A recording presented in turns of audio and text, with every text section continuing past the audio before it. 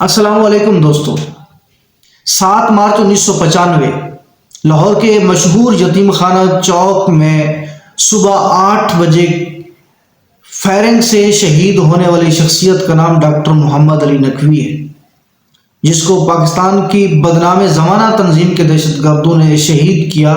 Doctor محمد علی نقوی ایک ایسی شخصیت کے مالک تھے کہ جنہوں نے پاکستان میں تشیع میں بیداری اور تنظیم سازی کی بنیاد رکھی۔ ڈاکٹر محمد علی نقوی نہ فقط ایک ماہر طب تھے بلکہ ایک بہترین انسان، مصلح اور ایک خادم قوم کی حیثیت رکھتے تھے۔ ڈاکٹر محمد علی نقوی شہید رحمۃ اللہ علیہ کی ابتدائی تعلیم اگرچہ باہر کے ممالک سے تھی، مگر آپ نے اپنی طب کی جو تعلیم تھی لاہور کے مشہور کالج کنگ ایڈورڈ سے کی تھی۔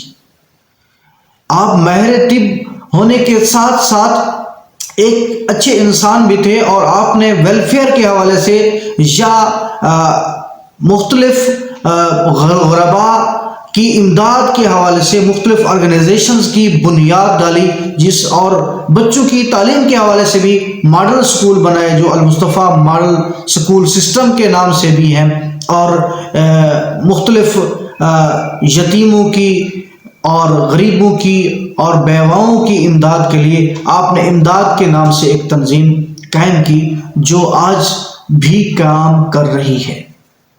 آپ نے جعفریہ ویلفیئر فنڈ کی بنیاد ڈالی۔ ڈاکٹر محمد علی نقوی نے امامیہ اسٹوڈنٹ آرگنائزیشن کی بنیاد ڈالی۔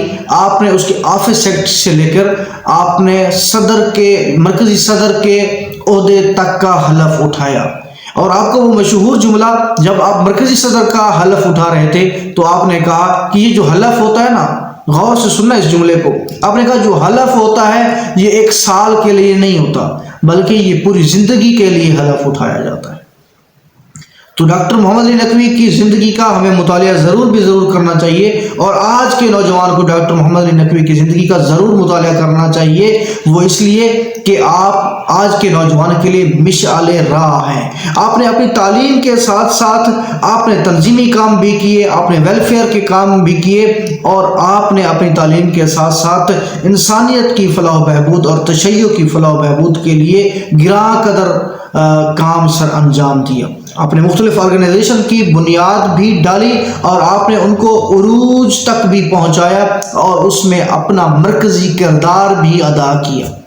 ڈاکٹر محمد علی نقوی شہید رحمۃ اللہ علیہ نے تحریک جعفریہ ہو یا نفاذ فقہ جعفریہ ہو، ان کے ساتھ بہترین صف اول میں کام کیا، اور آپ نے قائد ملت جعفریہ علامہ مفتی جعفر حسین ہوں یا شہید قائد ہوں یا قائد موجود ہوں، ان کے ساتھ شانہ بشانہ کام کیا، اور صف اول کے مجاہدین میں آپ کا شمار ہوتا تھا۔